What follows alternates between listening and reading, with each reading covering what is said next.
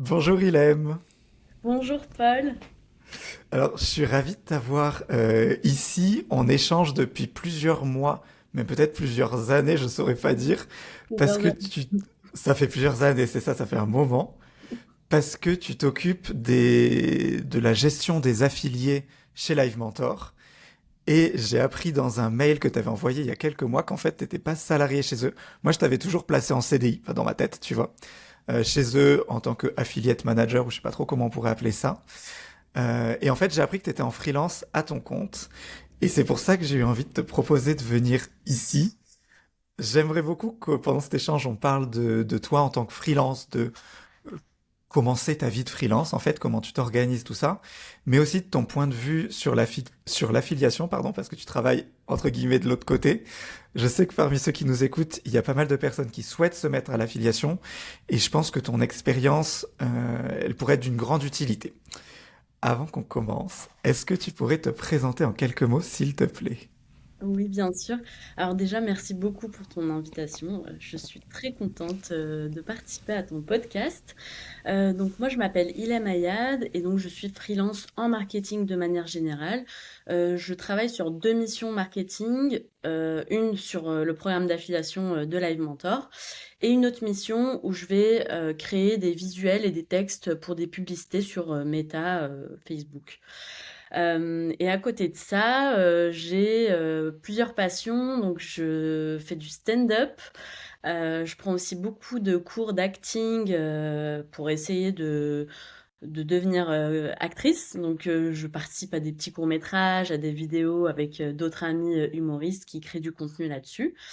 Et voilà. Je sais pas Trop si bien. tu as d'autres questions. Ouais, ben comment t'es arrivé dans l'entrepreneuriat? Parce que j'ai fait mes petits devoirs sur toi, enfin de recherche sur toi avant aujourd'hui. J'ai vu que t'avais plutôt une formation dans le théâtre, si je dis pas de bêtises. Comment on passe d'une formation dans le théâtre à du freelance dans le marketing? Alors, la formation dans le théâtre, je pense que tu es tombé dessus parce que ces dernières années, j'ai commencé à communiquer dessus justement où quand je suis passée à mon compte. Mais de base, j'ai fait une école de commerce. En fait, Ok. j'ai toujours été intéressée par l'entrepreneuriat. Ça a commencé assez tôt dans ma vie, je pense vers mes 14-15 ans. Et du coup, dès mes 17-18 ans, je m'amusais déjà à créer mes premières boutiques en ligne. C'était vraiment galère à l'époque parce qu'on n'avait pas encore les tutoriels qu'on a maintenant. Donc, je galérais, j'envoyais moi mes colis. Enfin, donc j'ai fait des petites boutiques en ligne. J'ai bossé sur plein de petits projets comme ça à côté de mes études. Après le lycée, donc j'ai fait un DUT de gestion, puis une licence en marketing, et ensuite j'ai passé les concours pour rentrer en école de commerce. Et j'ai réussi à intégrer une belle école de commerce. Et donc pendant cette école de commerce, je me suis inscrite sur, en gros, on pouvait prendre des options et des spécialités, et j'avais pris l'option entrepreneuriat.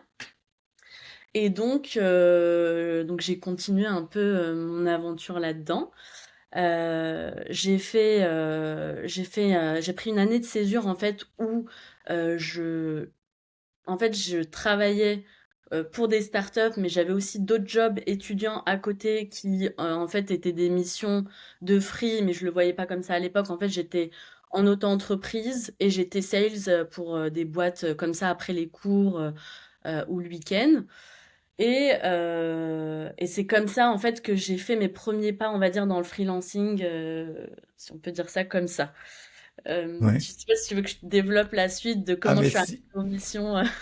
continue, raconte-moi tout. Du coup, n'hésite pas à m'arrêter, parce que je peux beaucoup parler. T'inquiète.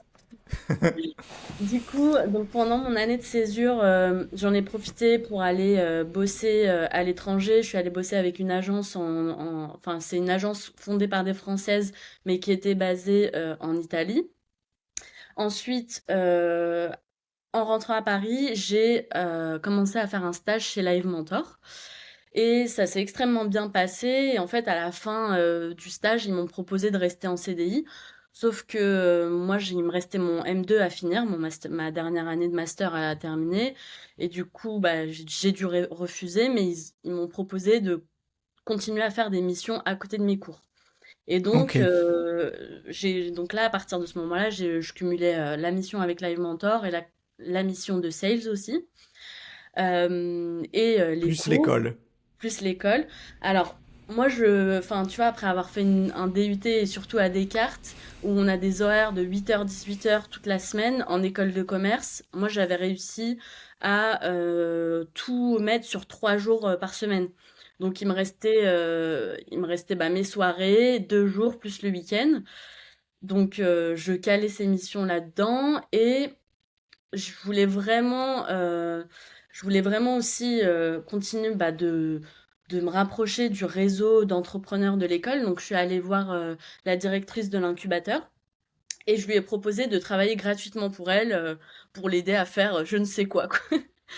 Et donc, bien Waouh. évidemment, le travail gratuit, c'est interdit. Donc, j'ai eu beaucoup de chance parce qu'à ce moment-là, enfin beaucoup de chance, elle a malheureusement, elle s'est faite planter par sa stagiaire la semaine d'avant. Et du coup, bah, elle m'a proposé une mission en freelance. Je pouvais pas cumuler l'école et encore un stage. Donc, je me suis retrouvée avec ces 3 missions que j'adorais. Et à la fin de mon Master 2, j'ai rejoint Live Mentor dans un premier temps en CDI. Et je pense que c'est pour ça aussi que tu pensais que j'étais encore salariée. C'est parce qu'effectivement, au départ, je l'étais. Ok. Je, j'ai commencé à travailler en fait dans l'équipe Brand avec le fondateur Alexandre Dana et je bossais un peu sur tous les projets qui passaient. Au début, je participais à la création des formations, j'ai participé à la création d'un magazine qui s'appelle Odyssée, qu'on vient d'arrêter malheureusement il y a quelques mois, après Oh 5 ans. mince. Et donc j'ai travaillé sur plusieurs projets. Et à côté de Live Mentor, bah, c'était la première fois de ma vie, en fait, que je ne travaillais plus les week-ends et en soirée. Donc j'ai commencé à avoir du temps libre. Donc je me suis dit, ok, c'est le moment de faire, bah, de laisser un peu plus de place à mes passions. Donc j'ai commencé à me former. J'ai intégré une formation professionnelle d'acting. Et ensuite j'ai commencé à intégrer des cours et des stages aussi en parallèle. Et honnêtement, moi, j'étais très heureuse dans le salariat dans le sens où j'avais quand même beaucoup de liberté. Je pouvais travailler d'où je voulais. J'avais un contrat full remote. Enfin, mon manager était aussi souple là-dessus, donc je pouvais travailler sur les horaires que je voulais. Par exemple, je voulais absolument suivre un mois de formation d'acting à New York. Il a accepté que je le fasse en télétravail. Donc, en gros, on avait décalé tous mes calls pour que ça matche avec les horaires à New York. Et en gros, à New York, je travaillais de 6h à midi. Et ensuite, de 13h à 20h, j'étais en formation d'acting, quoi. Donc, Waouh. j'avais beaucoup de liberté en tant que salarié, mais ça me prenait quand même beaucoup de temps et beaucoup d'énergie. Et du coup, après, je dirais 3 ans de salariat, j'ai décidé de partir. Hmm. Mais en fait, j'étais extrêmement triste de quitter l'équipe, de quitter le projet aussi. Et donc, ils m'ont proposé de garder une petite mission en freelance. Et donc, Ok. au début, j'ai gardé que l'affiliation. Donc, je bossais que sur l'affiliation, ce qui m'a permis, la première année, en fait, du coup, de prendre beaucoup plus de cours de théâtre, de cours de danse, d'avoir beaucoup plus de temps pour moi. Et ensuite, j'ai rajouté la mission sur, du coup, la création des visuels et des ads, Ok. grosso modo. Waouh. Et cette partie en affiliation que tu as gardée un peu dans la transition, c'est quelque chose que tu faisais avant aussi? Ou c'est un peu un poste qui a été créé parce que ça correspondait à ton besoin horaire ou à ce que tu avais envie de faire et tout ça? En fait, sur tous les projets que je gérais en tant que salarié, comme je te disais, ça partait un peu dans tous les sens, donc c'était en fonction des lancements et des besoins. Et c'est pour ça aussi que je suis restée aussi longtemps en tant que salariée, tout en étant heureuse. C'est que je travaillais sur plein de nouveaux projets. Hmm. Alexandre enfin, il est toujours très créatif et on était une toute petite équipe sur l'équipe marque. On était un peu à côté de Live Mentor parce qu'on lançait tout vite, on était un peu mal vu parce que bah, on est beaucoup moins structuré que les autres équipes. Du coup, l'affiliation faisait déjà partie des projets que je gérais, mais était rattachée à une autre équipe, à l'équipe Growth. Et En fait, au moment de partir, c'était la mission que j'avais gardée en fil rouge. Ouais. Les dernières années, c'était celle aussi où il y avait le plus de potentiel de chiffre d'affaires. Et c'était celle aussi qui était la plus cadrée. Et ça, c'était super important pour moi. Je voulais pas repartir dans des projets justement hyper créatifs où on sait pas combien d'heures on va passer dessus, on sait pas combien de jours. Mm. Et du coup, bah, en fait, ça matche pas avec le statut de freelance parce que pour bien mener certains projets, faut être là presque tous les jours. En tout cas, faut être réactif, etc. Donc, Ouais. l'affiliation répondait à mes besoins, répondait aux besoins de Live Mentor et du coup, ils m'ont proposé de garder cette mission-là à ce moment-là, enfin, au moment du départ. Ok. Et ça fait combien de temps maintenant que que tu es freelance avec eux? Ça fait 2 ans. 2 ans. Ouais. Ça se passe Ça, toujours bien. le temps passe vite. Oui, ça se passe super bien. En fait, je pensais avoir tous les avantages des freelances tout en étant salarié, parce que comme je te le disais, j'avais un contrat remote, etc. Mais le fait d'être freelance, quand même, ça me met beaucoup plus de cadre sur les missions. Et du coup, j'ai gagné en sérénité dans mon quotidien. Je suis beaucoup plus équilibrée. Là où avant, je pouvais être beaucoup m'investir sur certaines missions et j'étais très heureuse de le faire sur le moment même. Mais en fait, une fois qu'on prend un peu de recul et qu'on retrouve un quotidien beaucoup plus calme, bah, ça fait du bien aussi. Et du coup, moi, je suis très heureuse aujourd'hui parce que du coup, sur les 2 missions sur lesquelles je bosse, il y a de la structure, il y a aussi un peu de créativité, plutôt sur les ads du coup, mais il Mm. y a le côté communautaire parce que pareil, quand j'étais arrivée chez Live Mentor, je gérais la communauté au départ. Donc je retrouve plein de choses qui me plaisent tout en étant freelance et Ouais. j'ai la chance en fait de bosser avec des gens qui sont vraiment super et du coup j'ai pas tu vois hier je buvais un café avec une amie qui est aussi freelance depuis 2 ans en fait on s'est lancé au même moment et elle a vachement ce truc de la solitude du freelance. Bah Ok. moi, en fait, si j'ai un coup de mou, je vais au bureau et en fait, on va tous déjeuner ensemble et je peux y passer la semaine si j'ai envie. Bien sûr, je le fais pas, mais euh, je l'ai déjà fait à certains moments. Tu vois, on avait des lancements, etc. Et ça me faisait plaisir de les voir. La semaine dernière, par exemple, j'ai participé au séminaire de mon équipe. Donc, on est tous allés Ouais. à 3 jours à Marseille. Et donc, ça me fait Sympa. super plaisir de voir, ouais, de les voir et bah, juste de partager des moments avec eux. Donc, je suis très contente de cet équilibre, entre guillemets, que j'ai réussi à trouver dans la vie de freelance, quoi. Génial. Ben, je suis trop content pour toi. J'avais une petite question. Attends, faut que je la retrouve. J'ai perdu mon fil. Pas de souci. Euh, Aujourd'hui, comment tu... Parce que moi, tu vois, école de commerce aussi, un peu comme toi, formation, spécialisation entrepreneur. On m'a toujours dit, Paul, il ne faut jamais que tu aies un seul client. Oui. Parce que s'ils te lâchent, si... je sais pas, parce que là, s'ils ont une coupure de budget pour X ou Y raison, t'es un des postes qui peuvent le plus facilement faire sauter. Est-ce que c'est un truc auquel tu penses ou pas du tout? Ou peut-être vous avez un arrangement. Enfin, comment ça se passe pour toi Alors, ça? si, c'est un truc dont je suis totalement consciente. Et en fait, tu peux pas avoir le confort et la sérénité d'esprit donc en gros moi comment je me suis organisée déjà c'est que je prends des missions en plus mais ça va être des missions beaucoup plus ponctuelles et je vais prendre en fait les missions entrantes en fait c'est des gens qui me connaissent et qui vont m'appeler sur certaines missions ça c'est la première chose. La deuxième chose c'est que on a un arrangement dans le sens où en fait ils peuvent couper mon contrat du jour au lendemain mais j'ai normalement un préavis entre 1 et 3 mois selon la mission. Donc ça, c'est Ok. la deuxième chose qui me permet de me dire, OK, j'ai le temps de me retourner. Et puis la troisième chose, c'est que en fait, j'ai dû mettre un matelas de sécurité pour me dire, je peux passer au moins 4 mois sans salaire tout en payant mon loyer. Moi, j'ai encore mon crédit étudiant, donc mon crédit étudiant, etc. Donc je suis pas à l'abri qu'on coupe mon contrat du jour au lendemain. Ça, il Mm. faut en être conscient. Et c'est pas bien d'être dépendant d'un seul client. Mais je t'avoue qu'aujourd'hui, c'est un peu le confort pour moi parce que du coup, j'ai pas toute cette pression de prospection, j'ai pas toute la charge mentale aussi qui nécessite un onboarding avec chaque client, chaque mission.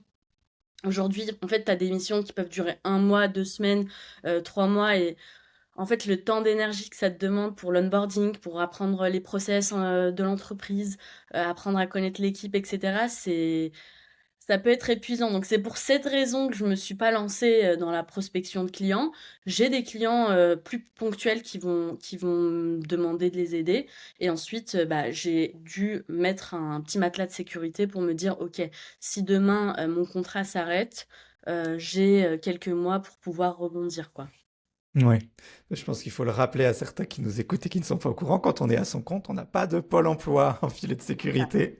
C'est chacun pour soi, hein. Malheureusement. Ouais, malheureusement, c'est. Mais du coup, enfin, moi, je suis passée freelance pour avoir plus de temps pour moi. Et Oui. donc, ça fait pas sens pour moi de repasser sur du 5 jours par semaine tout en étant freelance, quoi. Hmm. Donc, c'est pour ça que je me suis pas lancée dans la prospection d'autres missions. C'est que pour l'instant, avec ces deux missions-là, ça me prend déjà assez de temps.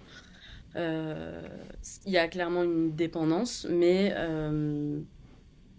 c'est choisi, on va dire. Ok.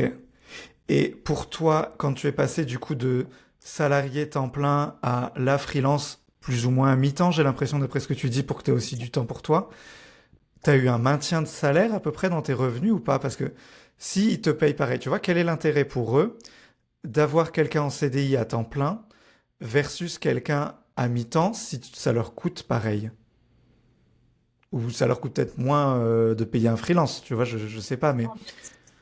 Pour eux, ça leur coûte moins parce que forcément, enfin déjà, t'as pas toutes les charges que tu payes en tant qu'employeur. Hmm. Et en fait, pour eux, enfin, est-ce que tu parles de l'avantage pour moi ou pour eux? Bah, l'avantage pour toi, je pense que je le comprends, c'est que toi, tu es plus libre de ton temps, ça te permet de te lancer sur tes projets annexes, j'aimerais qu'on y revienne après aussi. Mais je me mets casquette employeur là. Pour eux, quelle a été, tu vois, ils ont voulu te garder, donc tu bossais bien, que tu connaissais déjà l'équipe et tout, ça c'est énorme pour l'entreprise, mais euh, quel est aussi l'avantage pour eux d'avoir quelqu'un qui était à plein temps qui passe finalement à mi-temps? Bah, en fait, comme je te le disais, donc moi, je bossais sur plein de projets sur l'équipe Brand. C'est une équipe qui a vachement évolué d'ailleurs depuis mon départ, mais c'est une équipe dans laquelle les projets fusaient plus ou moins rapidement et du coup, c'était pas du tout structuré. Eux, ils avaient aussi pour but de structurer plus l'équipe, que ça rentre un peu plus dans les process de l'entreprise en général. Et du coup, tous ces petits projets-là, en fait, je pense qu'il y en a plein qui n'ont pas été faits après mon départ, mais du coup, c'est pas plus Ok. mal parce que ça leur permet de se concentrer sur d'autres projets qui sont beaucoup plus, qui sont sur lesquels on travaille depuis du plus long terme. Ça, c'est la première chose. Et puis la deuxième chose, c'est que je leur coûte moins cher parce que j'ai gardé une seule des missions sur lesquelles je bossais. Et c'est la mission qui rapportait le plus à l'entreprise. Parce que, Ouais. en gros, quand tu bosses sur l'équipe marque, tu fais plein de projets trop cool, mais c'est difficilement quantifiable, quoi. C'est de la marque, enfin, c'est de la notoriété. Et donc, sur l'affiliation, c'est beaucoup plus chiffré. Bah, tu sais si tu arrives à atteindre les objectifs ou pas. Et donc, ça, c'est la première chose. Et la deuxième chose que j'allais dire et que j'ai oublié. hmm, je me suis emmêlé les pinceaux. Bah, du Ça coup, j'ai reviendra. oublié, ouais, ça reviendra, j'essaierai de te le dire.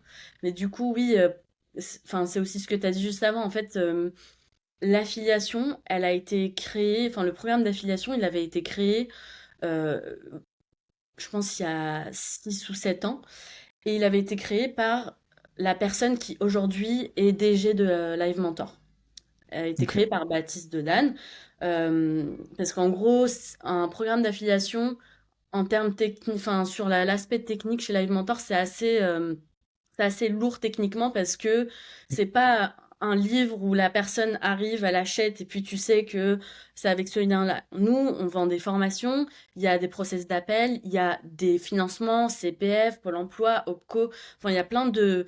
Tu vois, c'est pas linéaire. Chaque apprenant ne fait pas le même parcours en termes de financement. Du coup, il a fallu créer un programme d'affiliation sur mesure qui puisse rentrer, qui puisse en fait se connecter avec tous nos outils, donc HubSpot, notre site internet, etc., etc. Oh là là. Et le directeur, donc Baptiste Dedanne, a créé ce programme et en fait, il m'a formé là-dessus pour que je reprenne la gestion du programme. Donc c'est franchement c'est du fait maison quoi. Donc il m'a formé là-dessus. Et en fait, le programme d'affiliation a pris son envol, on l'a développé au fur et à mesure des années, et maintenant ça a son poids, et donc on a envie de le garder. Mais du coup, dans l'entreprise, on est deux à savoir comment le programme fonctionne techniquement parlant. Donc Ah, recruter quelqu'un d'autre aujourd'hui, c'est totalement faisable, mais du coup, ça demanderait du temps du DG, à la fois pour le recrutement, et ensuite pour la formation et l'onboarding. Donc c'est totalement faisable, enfin personne n'est irremplaçable. C'est juste que du coup pour eux c'était aussi un avantage de mettre quelqu'un qui connaît déjà le programme. Moi j'avais mis beaucoup de sueur de mon front sur le programme parce que quand je l'ai repris, comme je t'ai dit, c'était du fait maison et enfin j'ai dû restructurer le programme. On a mis en place plein d'actions pour essayer de le dynamiser, le rendre plus visible, etc. Et en fait, on s'est cassé les dents sur plein de projets. Il y en a d'autres qui ont plus ou moins fonctionné, mais du coup, en fait, mettre quelqu'un dessus, un freelance ou un autre employé, après mon départ, ça aurait enfin, fonctionné, je pense, mais il y aurait eu une perte d'informations et qui aurait été colossale, je pense. ok, Même si je aussi. documente un maximum, enfin, on documente un maximum ce qu'on Hmm, fait, mais... Donc voilà, c'était un ok, peu leur avantage de me garder sur ce ouais. poste. Oh, mais ça se tient, ça se tient. Et J'aimerais ensuite, que tu m'embêtes. Ouais, vas-y. oui, juste, du coup, sur la mission Ads, en fait, j'y ai postulé vraiment par curiosité parce que j'adorais déjà créer des visuels, etc. Et du coup, pour le programme d'affiliation, j'en créais parfois en fait, sur plein de projets sur lesquels j'ai bossé chez Live Mentor, je m'occupais de la création des visuels et de certaines pubs que je donnais à l'équipe Growth pour qu'ils les diffusent. Donc, j'ai postulé à cette offre en me disant, bon, clairement, enfin, il y a très peu de chances que je sois prise parce que j'ai pas de vraie expérience là-dessus. Et du coup, ils m'ont fait passer les entretiens en même temps que les autres candidats. Le fait que je connaisse bien la boîte, je pense, m'a aidé aussi dans la création des pubs parce que Forcément. j'étais un peu plus dans le mille. Et en fait, en gros, ils m'ont dit qu'ils me prenaient pour un mois de test et en fait, ça a cartonné et du coup, bah, ça pour le coup, c'est un contrat qui peut sauter entre guillemets du jour au lendemain parce que créer des Ouais, publicités, bon, personne, enfin, tout le monde peut le faire. Enfin, tous ceux qui font du marketing, je pense, peuvent le ouais. faire. Il y a moins ce truc de t'as besoin d'une personne en particulier qui connaisse bien la boîte, quoi. Ok. Donc, ouais. Wow. J'aimerais que tu m'emmènes un peu dans ton organisation. Comment marche cette relation, tu vois?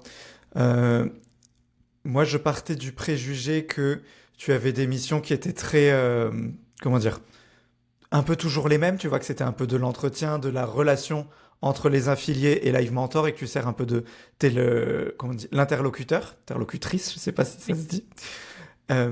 D'après ce que tu dis, il y a quand même de temps en temps des missions, des contrats un peu plus longs, ou comme des projets de 1, 2 mois, des choses comme ça.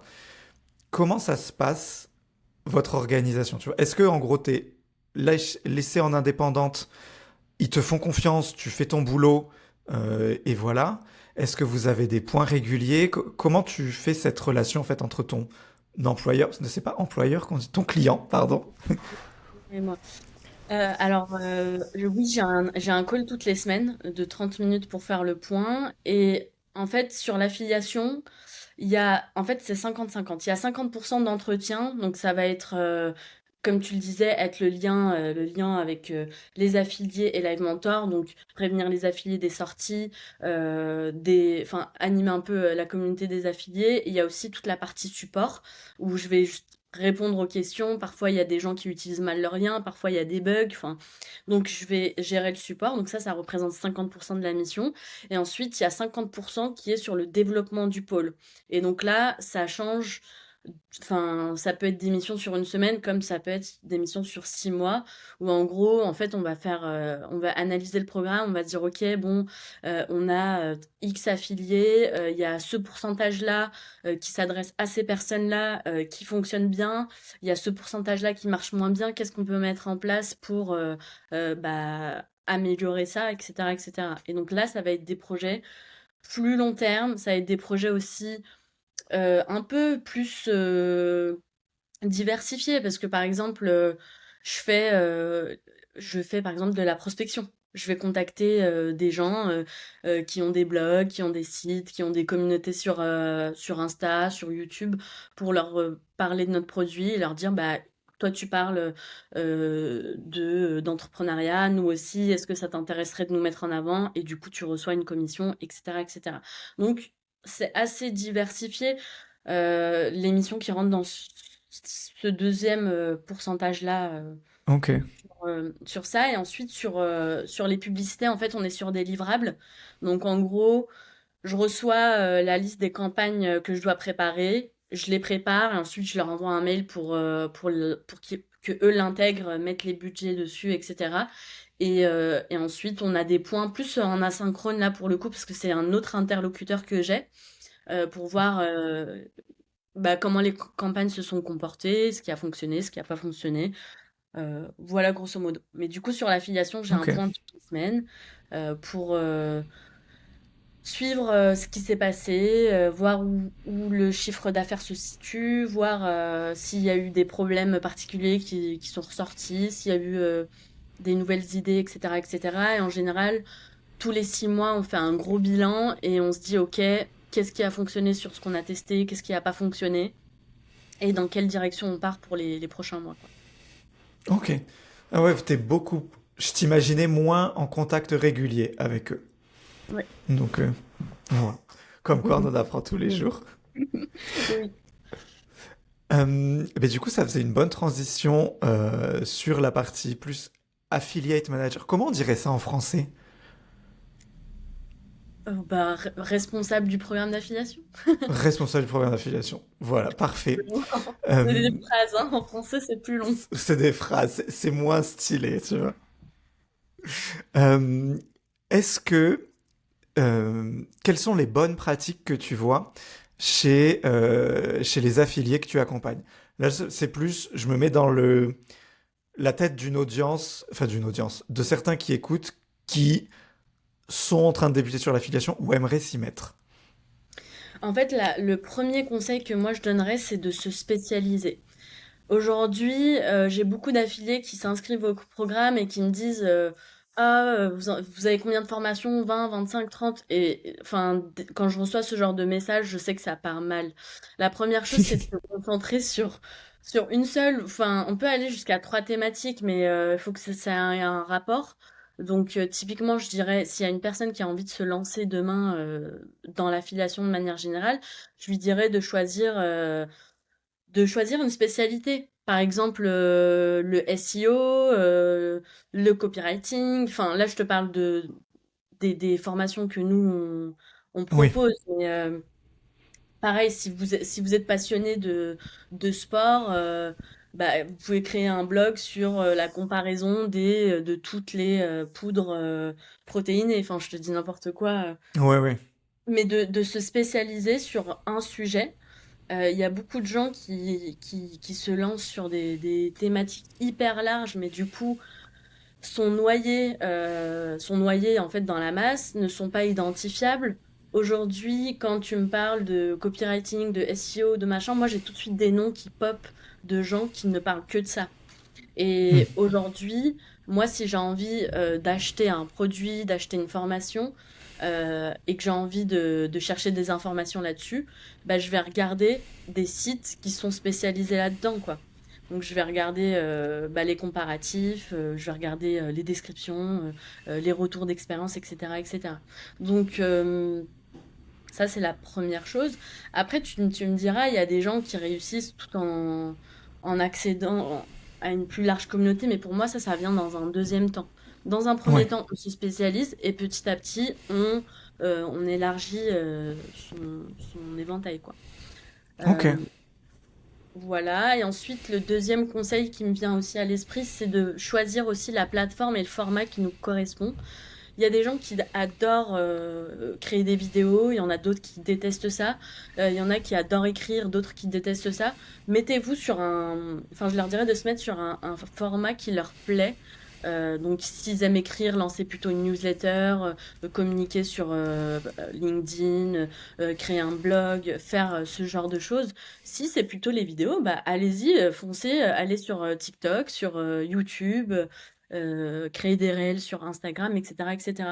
Mais ne faites pas, ne choisissez pas une plateforme juste parce que vous pensez que ça va fonctionner. Parce que si vous détestez faire des vidéos, que vous allez vous mettre sur TikTok, bah, je suis pas sûre que ça fonctionne, quoi. ça va se sentir. Et puis oui, et puis c'est difficile de tenir sur le long terme, de faire quelque chose qu'on n'aime pas. Je vais te dire un exemple. Tu vois, chez Live Mentor, on a beaucoup la culture de l'écriture et des longues copies. On fait des longues pages de vente, on fait des longues newsletters. Mm. Et franchement, je pense pendant 1 an et demi, genre, je suivais les cours, je me formais avec les autres copywriters et je me faisais violence, sauf qu'en fait, je déteste faire des copies. Donc, genre, vraiment, j'en fais des cauchemars. Et je me suis quand même inscrite à un bootcamp intensif avec l'équipe où, en fait, pendant, je sais pas, 6 semaines, on devait rédiger de très longues copies toutes les semaines, etc. Et en fait, j'ai abandonné, je pense, à 2 semaines de la fin. Mais je me suis dit, mais pourquoi tu t'infliges ça, quoi? Et je me suis dit, bon, bah, j'aime pas ça. C'est laborieux, c'est difficile pour moi. Et du coup, c'est pas agréable. C'était pas catastrophique ce que je crée, tu vois, mais c'était pas non plus au niveau. Et donc là, par exemple, sur la copie courte, je m'éclate beaucoup plus et c'est mon dada. Et pareil pour les visuels sur les pubs, enfin, je peux y passer des heures, je vois pas le temps passer et je suis très contente de faire ça. Et du coup, bah, c'est beaucoup plus facile pour moi de créer des pubs et ça fonctionne mieux que les pages de vente que je Ouais, créais et qui étaient difficiles à créer pour moi et qui ne fonctionnaient pas en plus. Donc choisissez une plateforme et un format qui vous correspond. ok. Ouais, pour appuyer sur ses forces en plus, comme ça. C'est ça. Trop bien. Et alors, je travaille donc avec d'autres programmes d'affiliés que celui de Live Mentor. Vous êtes cependant un des... Il n'y a pas toujours quelqu'un comme toi dans les autres programmes. Ou alors des fois c'est des petits vendeurs entre guillemets, tu vois, et du coup tu vas parler directement avec le vendeur lui-même. Euh, Si il y a quelqu'un en poste comme toi, comment est-ce que déjà c'est utile de t'envoyer des mails tout le temps pour essayer de te dire comment je peux faire mieux, comment je peux faire tout ça, tu vois? Est-ce que t'en reçois plein et en fait ça te saoule et vaut mieux qu'on te laisse un peu tranquille? Comment est-ce qu'on peut gérer un peu notre relation, tu vois, avec le vendeur? En fait, moi, les gens qui m'envoient des emails pour demander des retours, j'en ai identifié deux types. Il y en a qui me vont me dire, coucou, j'ai créé cette page de vente ou j'ai rédigé ces pubs, ça convertit pas, est-ce que tu as des retours, etc. Bah, je suis super contente de donner des retours là-dessus. Par contre, je reçois aussi des emails de gens qui m'envoient SLT, virgule, je sais pas comment faire, comment je fais de l'affiliation. Et là, je souffle un peu plus parce que, en fait, il y a pas d'effort qui a été mis derrière, il y a pas de réflexion, il y a pas de... En fait, il y a rien, quoi. Les gens se pointent, ils ont vu de la lumière et ils se disent, bah, pourquoi pas. Et en fait, le fait d'être débutant, c'est pas un problème. Le fait de vouloir des retours, enfin, moi, je suis là pour ça et ça me fait plaisir. Par contre, il faut être capable bah, de proposer quelque chose. Moi, je reçois des emails de gens qui me disent, voilà, j'aimerais bien, aujourd'hui j'ai une newsletter, mais j'aimerais bien aussi communiquer sur les réseaux. Tu me conseilles de faire quoi, etc., etc. Bah, ces gens-là, je peux leur répondre, je peux leur poser d'autres questions, me baser sur ce qu'ils me disent pour leur donner des conseils. Mais quelqu'un qui n'a jamais rien fait, qui m'écrit un email avec enfin, je sais pas combien de fautes. Je suis pas partie de la police des fautes, tu vois. Mais vraiment, qui met aucune forme dans l'email. On dirait un SMS qu'on écrivait, tu sais, avec les vieux téléphones, Oh là là. où on me demande bah, comment je fais de l'affiliation et comment je convertis. Bah, pour moi, c'est moins sérieux et du coup, j'y réponds toujours et toujours avec diplomatie. Mais en fait, je peux pas aider quand il y a rien, quoi. Et Oui. moi, je suis là pour animer le programme, je suis là pour aider les affiliés, mais je suis pas formatrice en affiliation et je peux pas venir te chercher chez toi et te dire il faut que tu fasses un post par jour et etc etc. Enfin c'est pas possible. Aujourd'hui, on va bientôt atteindre les 1000 affiliés. Enfin, si je faisais ça avec chaque affilié qui débarquait, enfin c'est pas faisable humainement. Et puis en fait, il y a deux types d'affiliés. Il y a ceux qui ont des communautés et du coup qui proposent nos programmes en complément de revenus. Il y a ceux qui ont ça en business central, quoi. Par exemple, je pense aux comparateurs, les comparateurs d'assurance, les comparateurs de programmes de formation, etc., etc. Eux, c'est leur business, l'affiliation. Et il y a ceux qui veulent se lancer en tant que bah, professionnels de l'affiliation en soi, mais en tout cas d'en faire leur métier, même s'ils n'ont pas la plateforme, etc. Ces trois types de profils, c'est ce que j'aime accompagner chez Live Mentor. Par contre, les gens qui ne sont pas intéressés par l'affiliation, qui n'ont pas de passion, ou en tout cas qui ne créent pas de contenu sur un sujet, sur une thématique, et qui débarquent un peu de nulle part en se disant ah, j'ai entendu quelque part qu'on pouvait devenir riche avec l'affiliation. Ça, c'est très compliqué. Je reçois souvent des mails comme ça et c'est enfin, en général, ce que je leur dis, c'est il faut vraiment clarifier votre vision, vos objectifs et ensuite on peut travailler à partir de là, mais on peut pas, moi, Oui. je peux pas travailler à partir de rien. Donc, envoyez-moi des mails. Vous avez besoin de retour.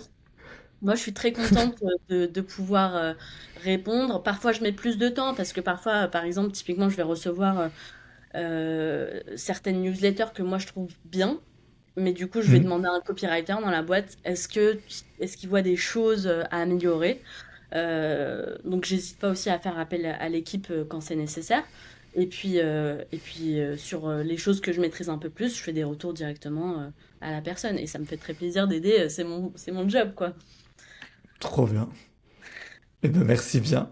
J'ai moi de mon côté eu déjà des affiliés, pas des affiliés, des vendeurs, des formateurs qui ont tenté de m'arnaquer, de faire sauter des commissions, de disparaître, enfin, c'est déjà arrivé plusieurs fois. J'ai l'impression en fait que c'est un peu monnaie courante dans le milieu de l'affiliation. Chez Live Mentor, ça m'est jamais arrivé. Vous êtes très réglo. Euh, Est-ce que à l'inverse, toi, tu as déjà eu des affiliés qui ont tenté de faire les petits filous? Euh, alors déjà, en fait, pour répondre au point d'avant, moi j'ai déjà des personnes qui m'ont qui m'ont dit vous êtes des arnaqueurs, etc. Alors dans le programme d'affiliation, il y a deux types d'exclusion. En gros, nous, quand tu nous ramènes quelqu'un, pour que le programme d'affiliation fonctionne, il faut que la personne n'ait pas été cliente chez nous, donc qu'elle n'ait pas déjà acheté quelque chose chez nous. Et il faut pas non plus qu'elle appartienne à un autre affilié, parce que du coup, c'est pas juste si un autre affilié l'a apporté, que vous l'apportez ensuite, etc. Et du coup, il y a parfois des personnes qui me disent ah, j'ai renvoyé Machine, sauf que Machine, en fait, avant qu'elle rentre en contact avec l'affilié, elle avait déjà, par exemple, acheté une formation chez nous. Et là, elle achète sa deuxième formation. Et du coup, l'affilié essaye de se glisser Ouais, dedans pour dire c'est moi qui voulais apporter. Bah, malheureusement, ça marche pas. Ça, c'est la première chose. Et puis la deuxième chose, c'est que parfois, en fait, les gens, enfin, ils ont le choix d'annuler leur formation. Et donc, parfois, on a une commission qui apparaît et qui disparaît bah, 2 ou 3 jours plus tard parce que la personne a décidé d'annuler sa formation. Et malheureusement, bah, c'est pas entre nos mains et on peut pas payer une commission sur un produit qu'on n'a pas encaissé. Et donc ça, c'est un peu les cas. C'est assez rare que ça se produise, mais ça m'est déjà arrivé. Mais nous, tout est entre guillemets industrialisé, donc on peut pas. Enfin, puis on est une grosse boîte, du coup, on a intérêt à se tenir à carreau et c'est ce qu'on fait. Mais pour répondre à ta deuxième question qui était, est-ce que j'ai déjà des affiliés? Bah, du coup, les affiliés qui ont essayé de gruger, c'est justement des affiliés qui, ouais. parfois, connaissent, machin. Ils se disent: «Ah bah, je vais lui dire, enfin, je vais envoyer un petit mail en disant que c'est moi qui l'ai recommandé», alors que Bah non, ma machine, elle s'était Bah non. inscrite en 2023 avec nous. Elle a déjà suivi une formation et là, elle a décidé de revenir. Donc, j'ai des gens qui essayent de filouter comme ça. Et en fait, le système reconnaît les personnes qui étaient déjà clientes ou qui appartenaient à un autre affilié et qui exclut directement ces Ouais. commissions-là. Donc, Ouais. En plus, c'est assez carré chez vous. Enfin, il me semble, j'ai débuté, moi, ça se compte en années, je crois, mais vous m'aviez fait signer un contrat et tout ça. Enfin, c'est oui, assez carré. Il n'y a pas vraiment de raison de. Enfin, bah, c'est dit dès le début, tu vois les règles. c'est ça, c'est dit dès le début. Enfin, le programme d'affiliation, c'est fait pour mettre des gens en relation qui se connaissent pas via quelqu'un au Mhm. milieu, tu vois, qui a soit une plateforme, etc. Et du coup, il faut que ça réponde En plus, nous, on est souple parce que, par exemple, si quelqu'un est inscrit à notre newsletter, donc nous connaît déjà, mais il a jamais rien acheté et il appartient pas à un autre affilié, et que toi, Paul, tu prends ton téléphone et que tu l'appelles et tu lui dis, ah, t'es sûr que tu veux pas suivre une formation? Et ben, passe par ton lien, tu as ta commission, tu vois. Donc, nous, Ok. on est vachement carré là-dessus. Mais malheureusement, en fait, il y a des gens qui ne comprennent pas, qui ne lisent pas le contrat aussi, qui signent ça un peu. Moi, j'ai des gens qui me disent, mais c'est mon contact, alors que le contact appartient à un autre affilié depuis beaucoup plus longtemps. Et je lui dis, mais en fait, c'est pas possible. C'est pas, faut que le programme soit juste. Donc, à partir du moment où il appartient à un affilié, c'est ce que je dis tout le temps, c'est à vie. Donc, la personne achète son produit un mois après ou 3 ans après, elle appartient à la personne qui nous l'a apporté. Hmm. Donc, Est-ce que c'est pour ça que vous avez un peu anonymisé les noms sur les tableaux de bord? Parce que alors, avant, je me souviens, il y avait des adresses mail. Je sais plus si c'était pour les ventes ou pour les leads entrants. Maintenant, c'est plus que des numéros. Enfin, est-ce que c'est lié à ça ou pas? bah, il y a des raisons de RGPD et en fait, Ouais. c- ça avait accéléré aussi ce changement-là. C'est que il y avait un petit affilié, un petit filou qui s'était amusé à aller regarder le contact des clients, etc. Et du coup, malheureusement, pour des raisons de confidentialité, on a dû tout anonymiser. Donc Ok. voilà, enfin, c'est plutôt du coup des raisons de confidentialité et de Ouais. RGPD. Oui, c'est vrai. Ok. Ça marche. J'aimerais bien que tu m'amènes un peu dans tes coulisses de d'organisation. Tu vois, parce qu'en plus, tu disais que tu arrivais à travailler à mi-temps pour avoir un autre mi-temps sur toi, je sais pas si on appelle ça des passions, de l'extra boulot, je sais pas trop comment appeler. Du coup, je suis hyper curieux parce que ça m'intéresse bien. Comment tu t'organises dans tout ça? Tu vois, je sais pas si tu fonctionnes à la journée, à la semaine, plutôt à la semaine, du coup, j'ai l'impression, mais comment tu organises tes missions? En gros, en fait, je vais souvent m'organiser le vendredi ou le samedi pour la semaine suivante.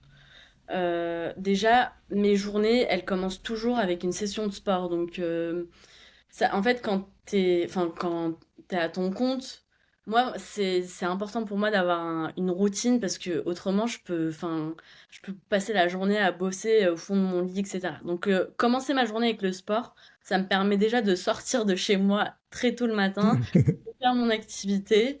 Et en fait, à 9 heures, j'ai déjà, entre guillemets, j'ai déjà un win, j'ai déjà fait quelque chose de productif et du coup, je peux entamer le reste de la journée.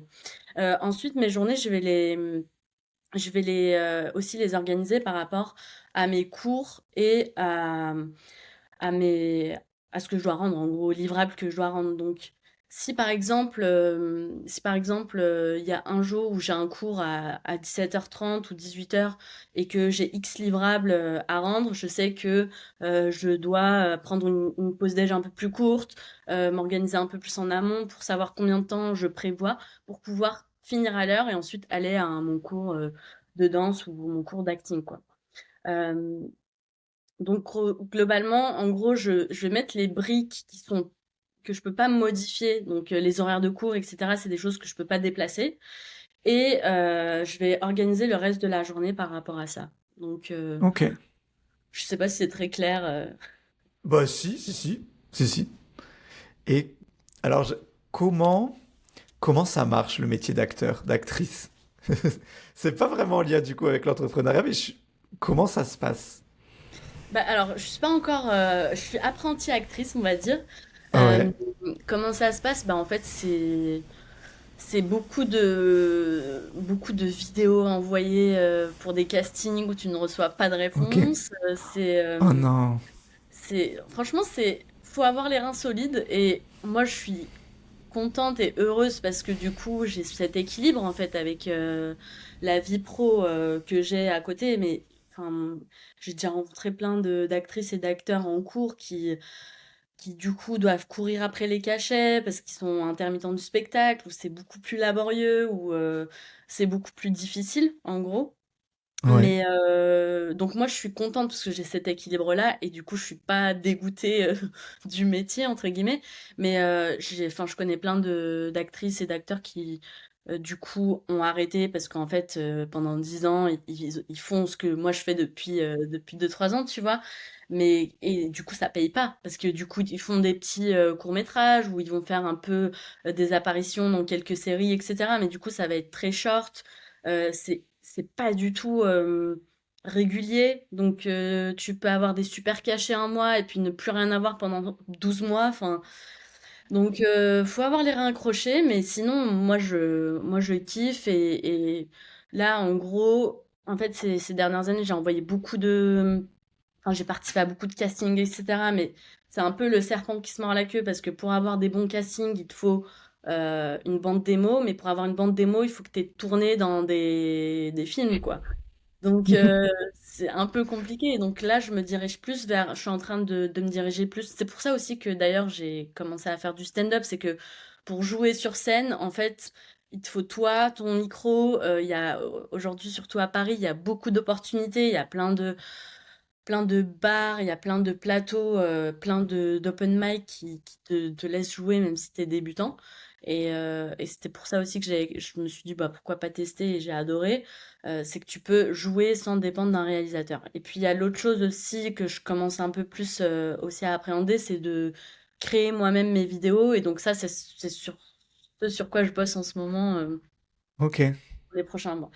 Donc voilà, c'est pas facile, mais enfin moi j'adore bah, cette partie créative de ma vie. Et du coup, comme je te disais, je suis contente parce que j'ai cet équilibre-là pour l'instant entre la vie de freelance et la vie d'artiste. Ouais. Mais ça peut vite être compliqué quand on n'a pas la chance et le privilège d'avoir bah, une mission de freelance comme ça, hein.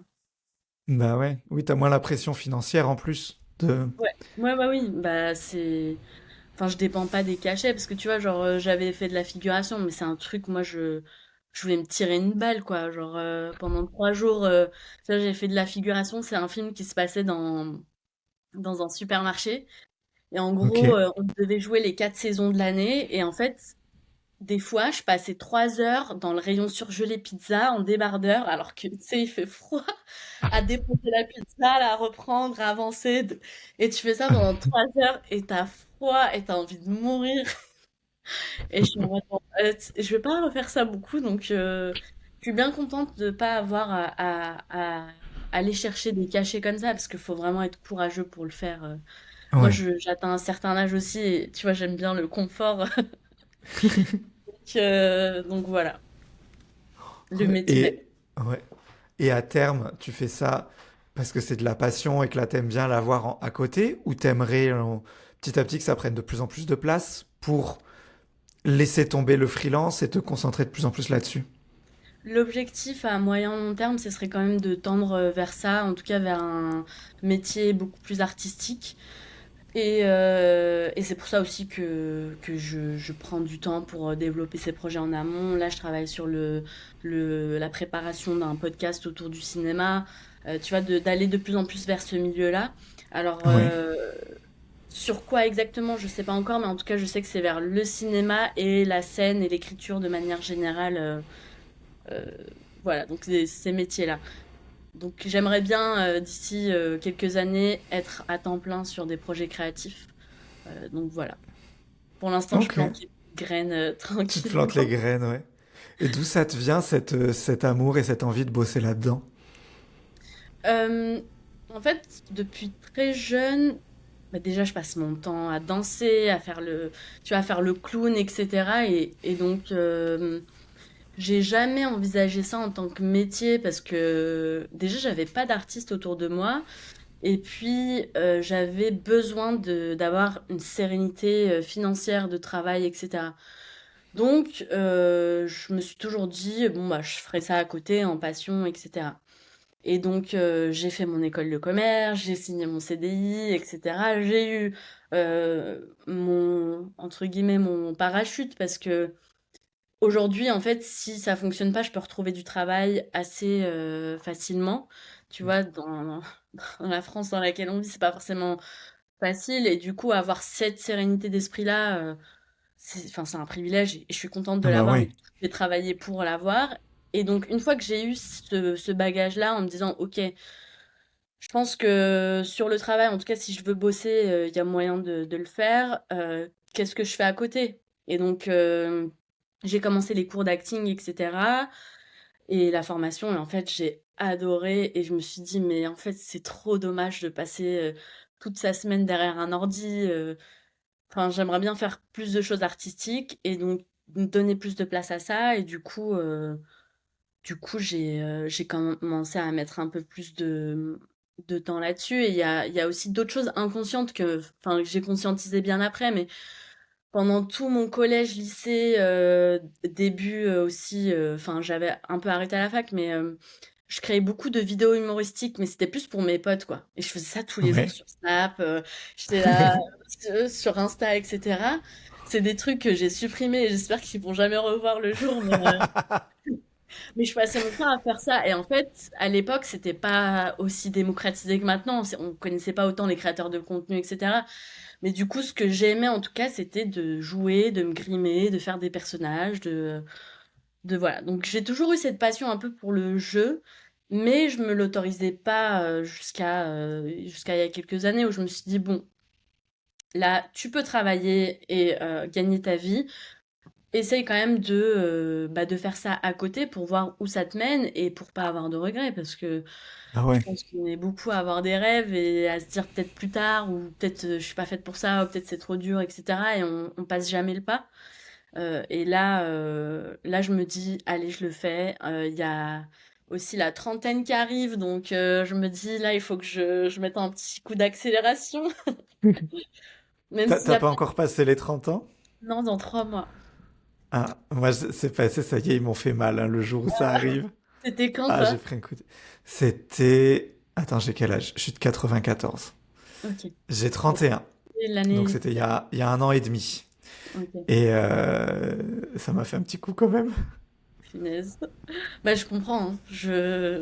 C'est pour ça que là, je me dis, allez, la vingtaine, c'était pour se poser des questions, machin. La trentaine, c'est pour faire des choses, oser et juste créer, quoi. Et arrêter de se mettre des barrières mentales à tout prix. Enfin, voilà.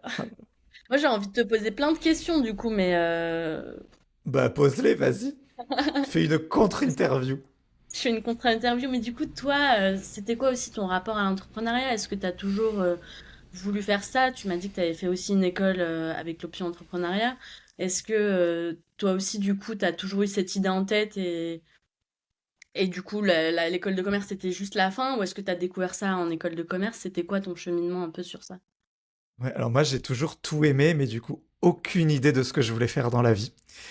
Et je suis de Montpellier et il y avait une bonne école de commerce là-bas. J'ai fait un bac S et mes parents m'ont dit, bon Paul, tu sais pas ce que tu veux faire. Il y a cette bonne école là de commerce, c'est celle qui va te fermer le moins de portes dans les options qu'il y a à Montpellier. Va là-bas. Du coup j'ai passé le concours que j'ai eu. Je suis allé là-bas, toujours sans savoir ce que je voulais faire. Et on devait faire plein de stages et tout ça. Et là j'ai découvert l'événementiel un peu par hasard via mes stages. Et j'ai adoré ce secteur d'activité. J'ai travaillé dans l'événementiel à Paris pendant un moment. J'ai organisé des mariages, des soirées, des fêtes, des trucs comme ça. Incroyable. C'était génial.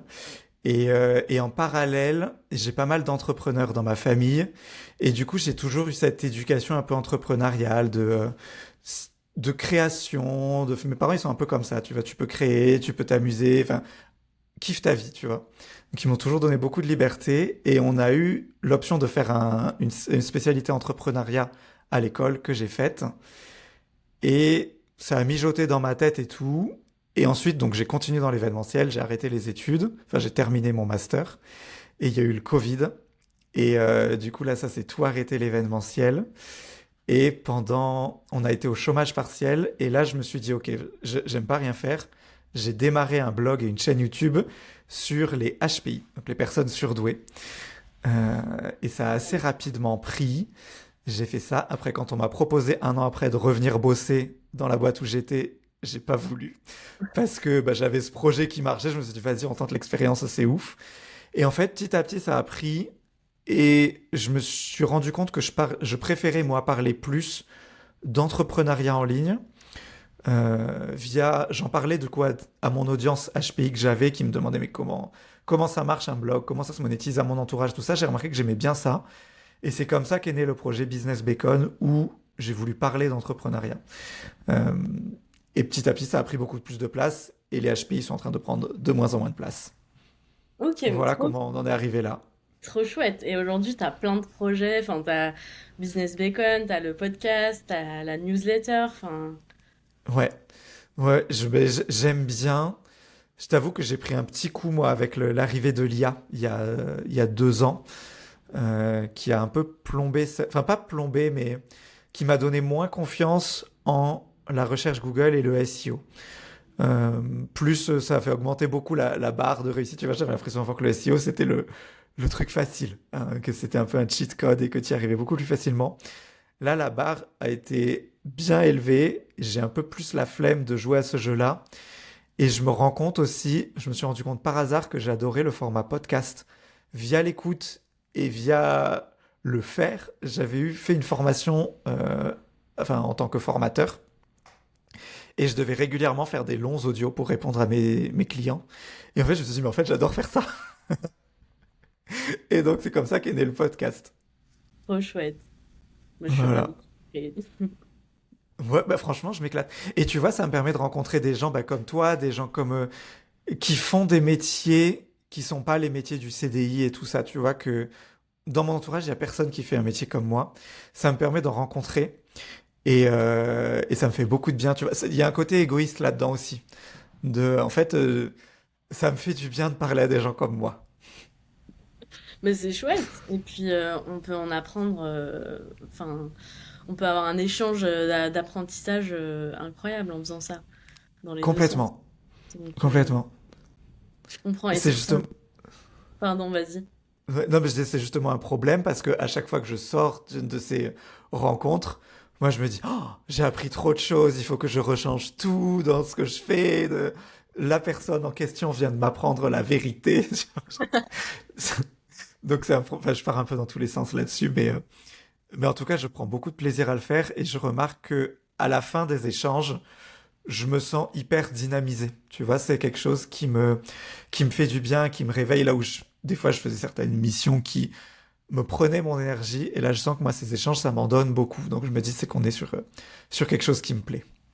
Ah, mais je me reconnais totalement dans ce que tu dis. Là, par exemple, il y a 3 semaines, franchement, j'avais une semaine épuisante. J'étais un peu dans tous les sens et tout. Et donc, j'animais pendant 3 jours le sommet des solopreneurs, du coup, pour Live Mentor. C'est un événement Oui, gratuit sur 3 jours. Et donc, pendant 3 jours, j'ai interviewé des gens. Enfin, il y a certains jours où ils faisaient juste leur présentation et il y a certains jours où je devais leur poser des questions, les interviewer. Et en fait, je suis ressortie de l'événement, mais avec tellement d'énergie et tout. ben ouais, J'ai vu en début de semaine, mais je me suis dit, attends, mais il y a un truc à aller chercher là. Enfin, et puis il suffit que complètement. la personne te dise une phrase que elle a même pas conscientisé ou quoi, et en fait, ça te débloque sur un truc que toi, enfin, sur lequel tu tournes en rond depuis X temps. Et moi, c'est ce qui s'est passé. Je parlais avec une des intervenantes, et en fait, elle dit une phrase, mais genre noyée au milieu de plein d'informations. Mhm. Et ça a été mais le déclic sur un problème que je me trimballais depuis 6 semaines, quoi. Donc, Complètement. je comprends totalement ce truc-là et on Ouais. devrait en faire plus souvent. Ah mais il faut en faire plus souvent et je t'encourage aussi à faire des épisodes solo que moi j'ai commencé par là parce que j'avais un peu peur d'aller demander aux gens de faire des interviews donc j'ai commencé à faire du solo et en fait ça a un rôle hyper thérapeutique. Je me penche sur un sujet une question que je me pose en ce moment, je note mes pensées et après je parle dessus tout seul et il y a un flow qui sort, tu vois. Et c'est vrai, c'est du monologue pendant une demi-heure, trois quarts d'heure. Ça me fait un bien fou. Et Franchement, du, je t'encourage vraiment à le faire. et du coup, sur ces formats-là, est-ce que tu scriptes tout ou est-ce que c'est naturel et du coup instinctif?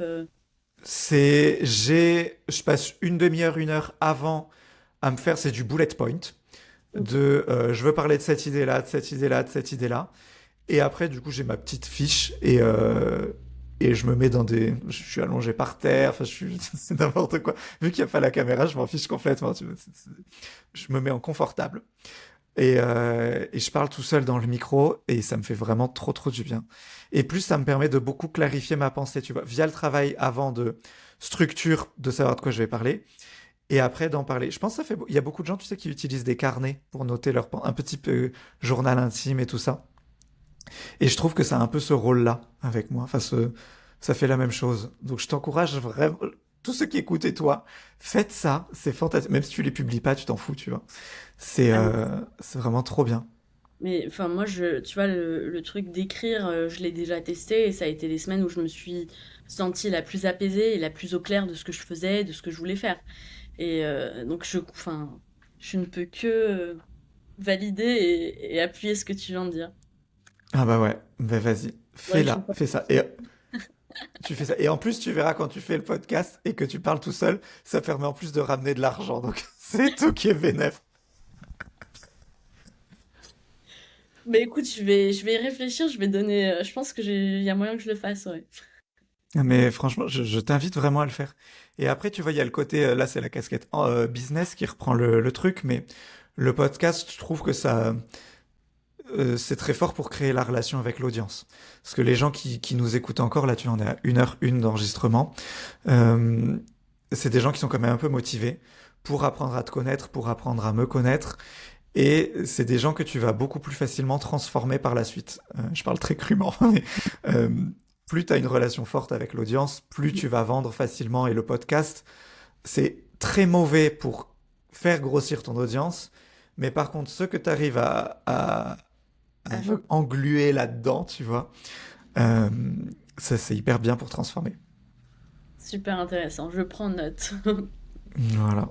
Je sais pas trop comment ça peut aider dans le cinéma, euh, Écoute, on mais verra bien. Parce que sur le podcast que je vais lancer, du coup, je vais interviewer des gens du métier et le but, en fait, il est double. C'est à la fois de développer mon réseau et d'apprendre, enfin, de me rapprocher de gens qui bossent là-dedans. ouais, Et puis, le deuxième aussi, c'est d'apprendre de leur métier. Alors, je vais pas apprendre de tout leur métier, tu vois, mais moi, je suis, enfin, très intéressée par l'écriture, par la réalisation et tout ce qui gravite autour. Et du coup, c'est un excellent moyen pour te mettre, enfin, pour un peu monter en compétence et apprendre ouais, plein de choses. Et donc, je pense que le podcast est vraiment fort là-dessus. Et en fait, quand les podcasts étaient sortis il y a quelques années, il y avait un engouement au départ. Et il y en a plein qui disaient ça va s'essouffler, ça va s'essouffler. En fait, c'est tout le contraire. pas Ça du tout. continue de prendre de l'ampleur et les gens. Enfin, moi, j'adore ça, écouter des podcasts. À chaque fois que je suis en train de faire un truc manuel, genre, je dis n'importe quoi, faire ma vaisselle, aller au sport, sur le chemin, le machin, bam, je mets un podcast et Mais ouais, kiffe ce format, quoi. c'est génial. Tu rentres dans le quotidien des gens. Enfin, c'est vraiment, j'adore aussi. Mais le problème à avoir en tête, c'est que c'est dur de te faire connaître avec le podcast.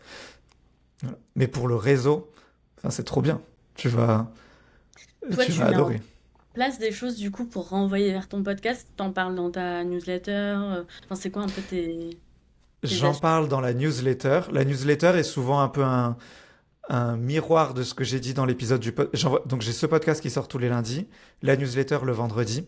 Et souvent dans la newsletter du vendredi, je fais un condensé, enfin je parle du même sujet mais adapté à la newsletter, tu vois. Je veux que quelqu'un qui lise la newsletter mais n'écoute pas le podcast, il ait au maximum de valeur aussi. Mais en gros, je vais parler du même sujet. Ok. Et comme ça, ceux qui lisent la newsletter sont renvoyés en fin de newsletter s'ils veulent vers le podcast. Donc comme ça, j'en reprends certains là. J'en parle aussi, c'est mis dans mes... Quand tu t'abonnes à ma newsletter via le site internet ou via le lead magnet du HPI, maintenant aussi tout redirige vers le podcast et la nouvelle newsletter. Trop Et bien. après, pour le moment, j'en suis là. C'est un bon Il y a une système. croissance, c'est déjà pas mal, ouais. Il y a une croissance organique, j'ai l'impression de recommandations. Ça monte petit à petit, enfin, de gens qui en parlent les uns aux autres parce que ça augmente. Les invités que j'ai de temps en temps, ils repartagent, donc ça aide aussi. Et ça monte pas mal quand même, donc j'attends de voir. Trop bien. Bah, continue comme ça. En tout cas, c'est un bon système, je trouve. C'est trop bien et je me sens hyper apaisé avec ça euh, comme format dans mon quotidien, tu vois. Le côté lent, le côté discussion et ça m'apporte beaucoup, tu vois. Oui, on prend Donc le voilà. temps. Là où on fait beaucoup moins sur les formats courts. Complètement. Et en plus, ça ne t'empêche pas, si tu es motivé, à créer des contenus plus courts. Mais du coup, c'est plus avec la vidéo. C'est avec la vidéo et c'est beaucoup de boulot. Même si Riverside, tu verras si tu l'utilises. Donc c'est le logiciel qu'on est en train d'utiliser pour écouter, pour enregistrer, si vous ne connaissez pas. Et à la fin, donc une fois qu'on aura terminé l'enregistrement, il me propose donc le fichier. Je peux extraire soit ton fichier vidéo et ton son, soit mon son et ma vidéo, soit les deux ensemble. Et il me prépare aussi des shorts, Donc, vu qu'il arrive à détecter tout ce qu'on dit. Donc j'ai des shorts qui sont déjà tout faits sur les moments que lui a identifiés comme étant les moments forts. J'ai des extraits de 2-3 minutes. S'il voit que je t'ai posé une question et que toi tu y réponds pendant 5 minutes max, de manière à peu près ininterrompue et tout, il identifie ça pour me permettre de faire des vidéos déjà toutes faites. Donc j'ai déjà un travail pré-mâché. Après, c'est pas toujours excellent. Il y a encore quelques axes d'amélioration, tu vois, mais par rapport à quand j'ai commencé à l'utiliser il y a 2 ans et maintenant, ça a rien à voir de comment le travail est pré-mâché. Donc, je pense que ça va être de plus en plus simple. génial. Je vais vraiment le tester, du coup. Je te dirai. Franchement, vas-y, Un ouais. lien Ouais, ouais. d'affiliation. J'ai un lien d'affiliation après leur affiliation, vu que le logiciel coûte pas très cher, c'est pas grand-chose. Je préfère recommander vos formations. Mais je t'enverrai quand même le lien d'affiliation. N'hésite pas à me le Ouais, redemander. ça Trop marche. bien. Alors, j'aimerais qu'on revienne un peu dans tes coulisses pour parler argent. Tu n'es pas obligé, si tu n'as pas envie de parler d'argent, je ne tiens pas à mettre qui que ce soit mal à l'aise. C'est plus que d'avoir des ordres de grandeur, tu vois. Je trouve c'est bien de... J'aime pas quand je vois sur YouTube que je vois tout le monde qui te dit qu'en 3 clics tu deviens millionnaire depuis Dubaï, tu vois. Je Oui. trouve que c'est vraiment très très malhonnête et ça donne des gens qui après viennent te voir et disent on peut devenir riche avec l'affiliation, explique-moi comment faire. Et je pense il y a beaucoup de boulot derrière tout ça et j'aimerais plus montrer comment ça se passe, tu vois, quelle est la réalité de quelqu'un. Ça veut pas dire encore une fois, si tu veux pas parler d'argent, tu n'en parles pas, tu me dis que t'as pas envie. Tu peux donner des ordres de grandeur, des fourchettes floues, tu vois, d'aller tout ça. Mais donc, toi, c'est un contrat. Comment ça se passe le contrat que tu as? C'est quel type de contrat? Tu vois, c'est du 2 mois renouvelable, c'est du ou alors il te paye tous les mois, type un peu CDI et t'as une période de préavis de 3 mois. Comment ça se passe? Alors, déjà, sur le contrat, moi, j'ai deux contrats différents sur les deux missions. Sur Ouais. la mission des pubs, c'est des contrats d'un mois, renouvelables à chaque fois. Donc, il y a quasiment pas de préavis là-dessus. Sur l'affiliation, c'est plus du 3 à 6 mois en gros. Ok. On reconduit ça tous les 3 à 6 mois. Mais c'est vraiment, comment dire, ça n'engage à rien dans le sens où il y a un mois de préavis si je me trompe pas. Donc en fait, le contrat, il vaut rien, entre guillemets, il peut être interrompu à n'importe quel moment, quoi. Mais Ok. c'est plus pour avoir une visibilité, enfin, avoir une idée en gros de ce qui va se passer. Sachant que en gros, les grosses décisions se font fin d'année. Donc moi, en novembre, a priori, je vais savoir si je vais être enfin, la mission va être renouvelée ou pas pour les prochains mois à partir de janvier, etc. Ok. Ça, c'est la première chose. Ensuite, sur les missions, enfin sur l'argent, en gros, selon la mission, le taux journalier, on est sur un taux journalier et il est très différent. Il y a une mission qui va être, je prends ma calculette parce que euh, je suis sur C'est Donc le il y a fameux une TJM. oui, c'est ça. En gros, en fait, il y a une mission où je suis sur des livrables. Et donc là, je vais tourner sur autour des 200 € la campagne d'Adset qui est composée de 15 à 20 pubs. Donc Ok. ça va être ça un peu l'ordre de grandeur. Et ensuite, sur l'autre mission, je suis à environ 350 € en taux journalier, ce qui est assez faible quand tu es freelance. Mais encore une fois, c'est ce que je te disais. Moi, j'ai pas ce truc de chercher un client tous les mois, en tout cas pour l'instant. Donc, en gros, sur du net, une fois que tu as payé les charges, les impôts, etc., selon combien de jours je fais dans le mois, je suis entre 2000 et 3000 € Ok. à environ. Ok. Donc, Oui, parce que les chiffres que tu donnais, les 200, non, de 200 et 350, c'est du chiffre d'affaires. exactement, oui, oui, oui, c'est C'est vraiment ce du que tu chiffre. factures. Oui, oui, oui. C'est ce que tu factures.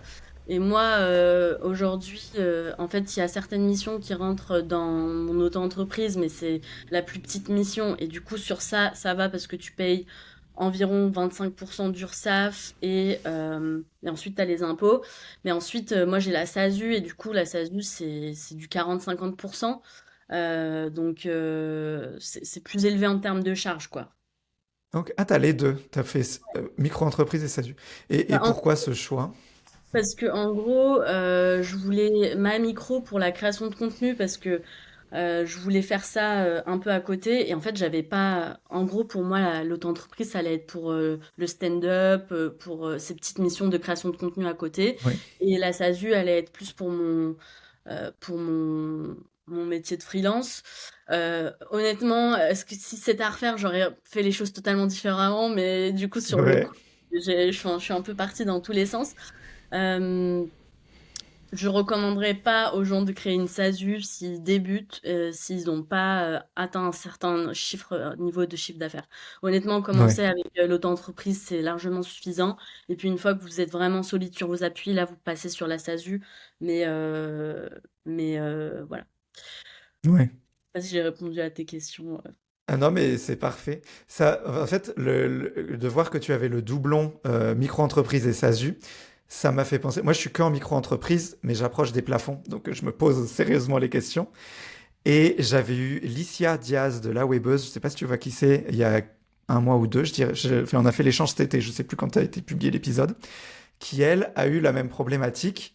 Et moi, j'étais forcément parti du principe qu'il fallait, tu vois, l'un ou l'autre. Et elle, en fait, elle a fait les deux. Et je me suis dit, mais oui, qui t'a dit qu'il fallait choisir? Tu vois, tu peux faire les deux. Et elle a certaines missions qui passent sur la micro-entreprise et certaines missions qui passent sur la SASU. Et alors, je sais peut-être SASU, je sais plus. Mais en gros, il y a un système de dividendes après qui fait que c'est beaucoup moins imposé et tout ça.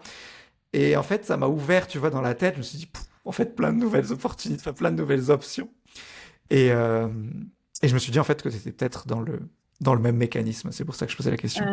Oui, en fait, attends, qu'est-ce que je voulais rebondir là-dessus, sur la première partie de ce que tu as dit. Désolée, des fois, mon cerveau, il part un peu dans tous les sens, mais du coup, en fait, le point à retenir aussi, c'est que, en fait, pour avoir une SASU et une auto-entreprise, il faut que ça soit sur deux métiers différents.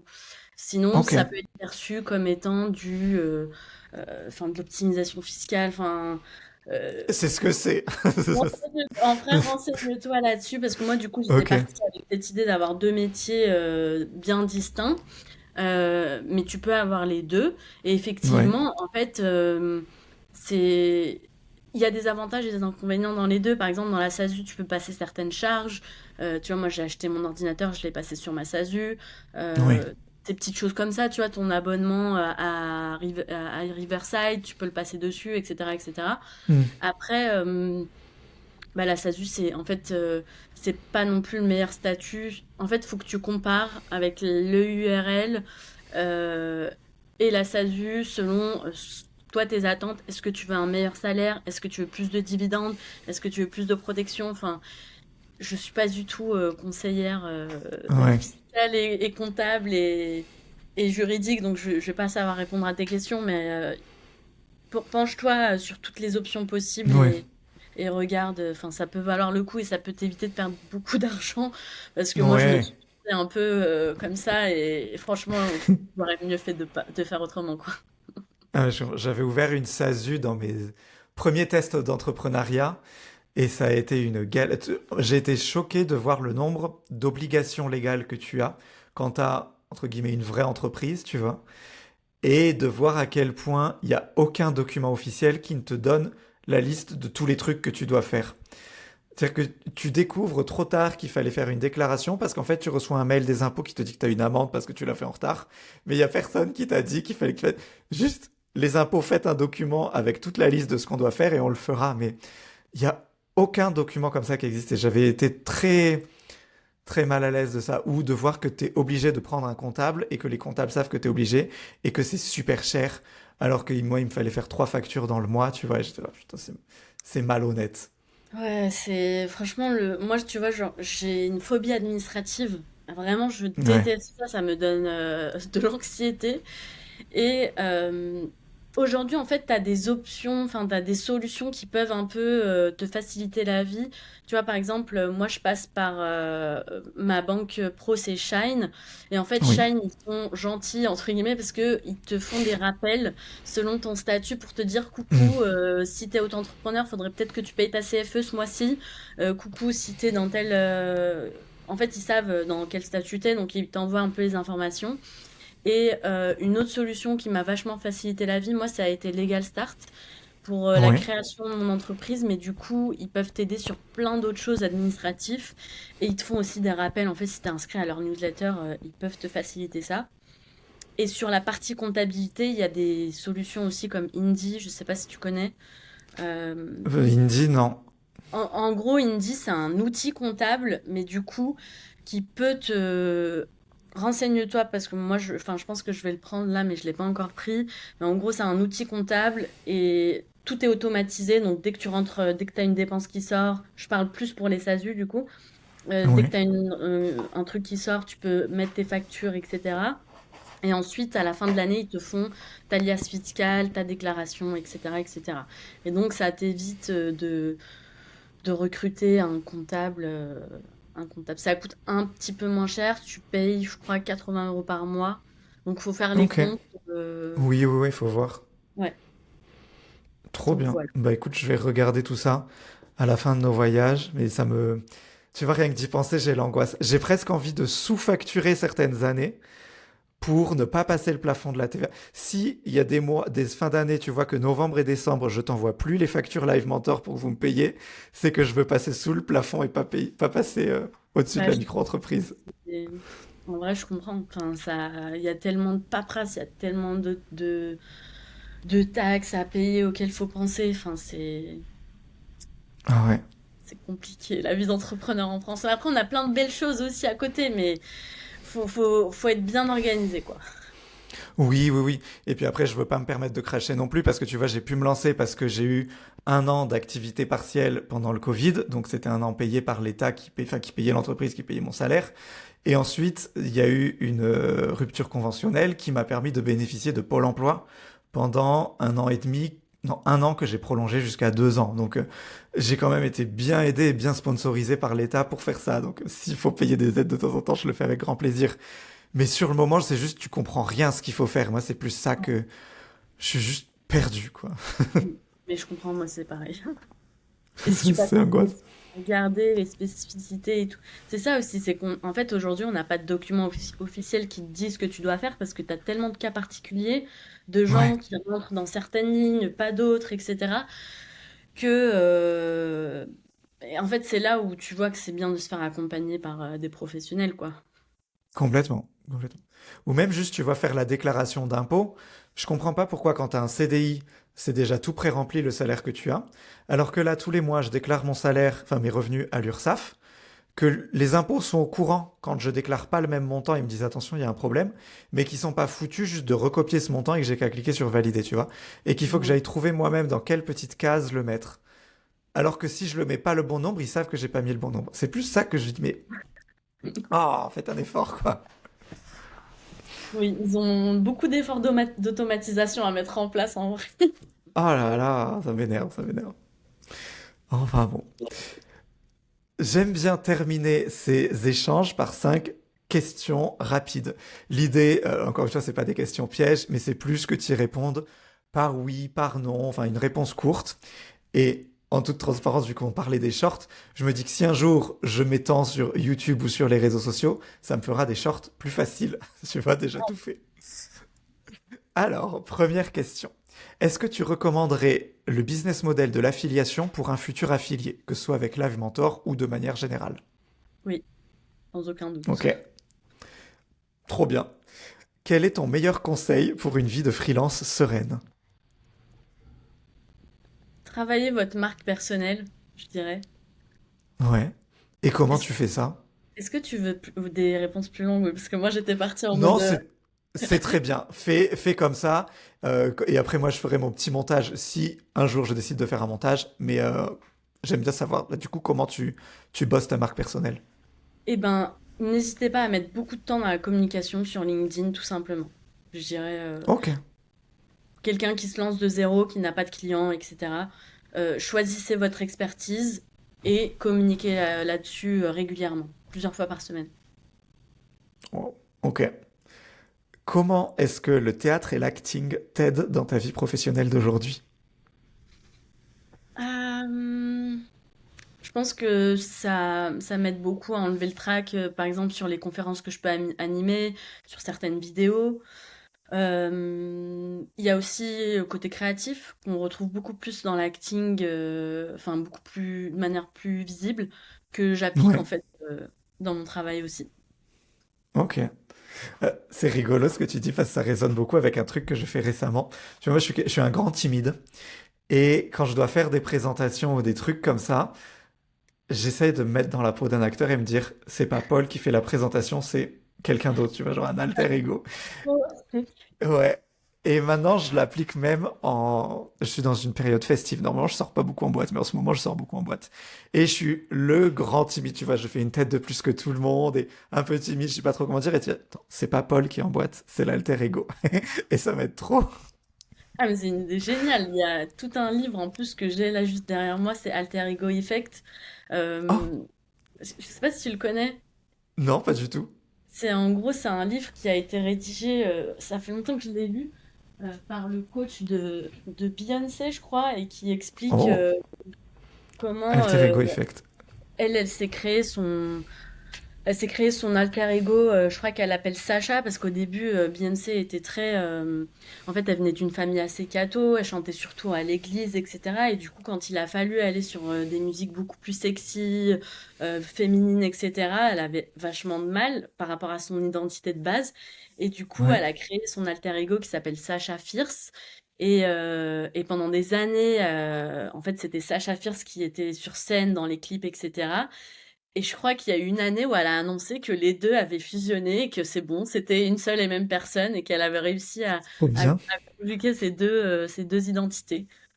Donc voilà, ça m'a fait Ah ben penser à voilà. Paul Fierce. c'est ça. Tu même pas besoin de livre, t'es déjà un génie en fait. Non, c'est quelqu'un qui me l'a conseillé ou je sais ou en l'écoutant, enfin j'ai l'impression qu'on me l'a dit, mais c'est peut-être je l'ai écouté dans un podcast et j'ai eu l'impression qu'on me le dit à moi, tu vois. Mais ce truc de passer en mode acting, tu vois, juste tu sors, c'est pas Paul qui fait la présentation, Paul il prend aucun danger, tu vois, et c'est quelqu'un d'autre. Et ça m'a vraiment beaucoup aidé. C'est fou parce que là enfin, tu viens de me dire que t'es plutôt timide etc., quand tu sors en soirée. Enfin moi je j'ai pas eu cette impression de toi en tout cas au départ, Ouais. enfin depuis le Ben début de c'est ouais. ce C'est podcast. le stress, je le vois. Bon, alors là, moi, je suis pas très stressé en faisant ces entretiens, tu vois, parce que je sais que si ça va. Si. Je t'apprécie beaucoup, mais si jamais je t'avais moins apprécié, tu vois, j'aurais pu guider le truc pour que ça aille plus vite, fermer le truc, et basta, tu vois. Et il y a quelqu'un avec qui ça s'est mal passé, mais je ne serai pas qui, et je ne vais jamais publier l'échange. Mais. Donc, je sais faire, tu vois, c'est pas grave, je sais clôturer un truc plus vite. Et là, tu vois, je suis dans mon salon, je suis habillé en haut, je suis en pyjama en bas, je suis quand même je suis à l'aise, tu vois. Mais j'avais remarqué quand je faisais des exposés à l'école, donc j'étais plus jeune et tout ça, donc moins de travail sur moi, que quand j'avais le trac, j'avais tendance à faire un grand sourire et à beaucoup parler et à faire des grands gestes, tu vois, pour Comme si j'avais cette énergie qu'il fallait qu'elle sorte, et elle sortait comme ça, tu vois, en faisant des grands mouvements. Et en fait, on m'a toujours dit, mais Paul, t'as pas du tout l'air stressé, pourquoi tu le dis? Je dis, non, mais c'est que quand je suis stressé, je souris et je parle beaucoup.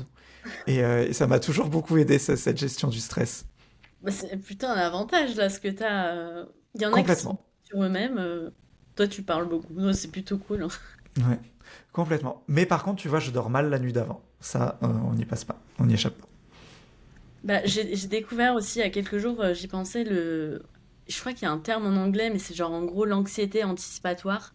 C'est quand Ouais, tu stresses tellement pour un événement que tu y penses les jours ou les heures d'avant et que tu peux rien faire d'autre limite avant le truc qui te stresse, quoi. ah, ouais, complètement. Ouais. Moi, j'ai un Faut peu faire ça du aussi. sport, faut dormir. Ouais. Ah, et j'ai testé une application qui me fait beaucoup de bien pour ça. Justement, ça s'appelle Reverie. C'est en anglais. Reverie. Je crois que Reveri. Et ça passe beaucoup dans les podcasts. Si t'écoutes Andrew Huberman, les trucs comme ça, tu vois. C'est de l'auto-hypnose. J'ai testé en étant très sceptique et franchement, super bien. Parce que j'ai fait de la méditation, ça me saoule. Euh, Par contre, ça marche vraiment. Enfin, j'ai fait 2 mois d'abonnement, parce que c'est cher, enfin, c'est genre 25 € le mois. Et ça m'a fait vraiment beaucoup de bien. Donc, je le recommande à tout le monde. Faut être anglophone, par contre. ok. Bah écoute, j'irai jeter un coup d'œil. Merci pour le Ouais, partage. ça va avec plaisir. On enchaîne nos petites questions. On a un, 2, 3, c'est fait à la 4. Tu préfères être salarié ou freelance? Freelance. Oui. Pourquoi? Pour la liberté, même si bon, j'en ai parlé pendant 1 heure là, donc tout le monde a un peu plus de Oui, contexte. c'est vrai. Euh, en fait, moi, je suis très très investie dans les projets que je mène en tant que salariée et dans l'équipe, et du coup, parfois, en fait, ça peut prendre beaucoup de place dans ma vie perso aussi. Et le fait d'être freelance, t'oblige un peu à faire la part des choses, à te dire, bah, en fait, je pars à telle heure, je finis à telle heure, et je laisse le temps pour autre chose, quoi, pour le sport, pour l'acting, pour les amis, pour toutes ces choses à côté, quoi. Donc, pour moi, le freelancing me permet de plus cadrer ma vie. Ok, trop bien. Et dernière question, qu'est-ce qu'on peut te souhaiter pour le futur? Un rôle au cinéma? Ah, ah oui! Ah, j'aimerais trop. Et attends, il s'appelle comment le film où t'es au rayon pizza à l'arrière? Non, je veux même pas dire le. Ah non! Je te l'enverrai en perso, mais franchement, j'assume pas du Ok. tout. C'est Ah, j'ai vraiment, trop envie de voir. c'est un énorme navet. Ouais. Enfin, je t'en parlerai, mais j'aime pas critiquer le travail des autres, tu vois, mais c'est un film, il a fait un bad buzz, mais énorme à sa Ah sortie. merde, c'est récent? C'était il y a 3 ans quand même, hein. Ouais, il y a 3 ans. Ok. Il est sorti il y a 3 ans. Mais Ah, je te t'aimes bien le raconte, suspense. Ah oui, tu me diras juste après. c'est un navet qui est sur plein de stéréotypes, en gros, pour vous donner un peu de contexte. Et en fait, j'y suis allée parce que du coup, j'avais reçu ce message. En gros, j'étais inscrite à une newsletter pour recevoir plein d'offres et j'ai postulé sans lire le synopsis. Et j'y suis allée, j'ai fait le tournage. Et en fait, 1 an et demi, 1 an après, il est sorti. Et je me suis dit, ah oui, ok. Donc j'étais dans ça. Je suis pas du tout.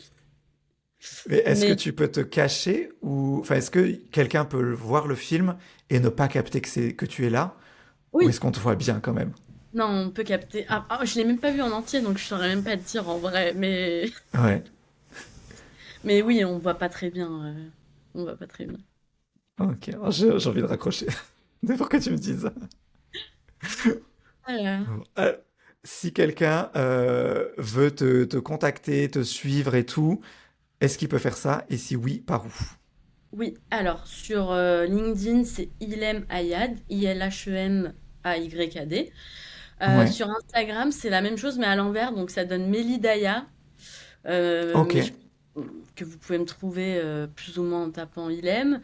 Et puis voilà. N'hésitez pas à rejoindre le programme d'affiliation de Live Mentor si ça vous intéresse, à m'envoyer un petit mail si vous avez des questions là-dessus. Et puis, bah, merci beaucoup pour ton accueil. J'ai adoré passer ce moment avec toi. C'est passé hyper vite. Bah ouais, on en est à 1h28. Franchement, c'est passé vite. C'est rigolo. Et tu sais ce que je viens de réaliser, c'est que en ce moment, Tu peux mettre des contenus dynamiques sur les podcasts, donc tu vois, je peux dire toutes les intros des podcasts, mais ce générique-là et le changer par la suite. Et je peux mettre aussi un contenu au milieu. Et en ce moment, au milieu, c'est un appel à l'action pour faire l'appel de découverte de Live Mentor Trop cool. que j'ai avec mon lien affilié. Et j'ai capté ça en faisant l'échange. J'ai dit mince, mais en fait, ça fait en plus du coup, il y a une pub pour Live Mentor en tous les épisodes, mais ça fait rigolo qu'on va parler de ça et puis il va y avoir la pub pour ça. Enfin voilà. Bah, en tout cas, les gens qui veulent suivre une formation chez Live Mentor et qui passent par ton lien ont un mois gratuit supplémentaire Ah oui, c'est vrai. d'accompagnement. Donc, C'est vrai. n'hésitez pas à passer par le lien de Paul. Tout le monde est Ouais. gagnant. Paul a une commission et vous avez un mois d'accompagnement en plus qui est offert. C'est vrai. N'hésitez C'est vrai. Je crois que je l'ai dit dans la pub, ça, de demi-parcours en plus. pas, bien Eh ben, fait ton- merci beaucoup, Ilem, en tout cas. Bah, merci à toi, c'était un plaisir et puis je te dis à très vite. À bientôt.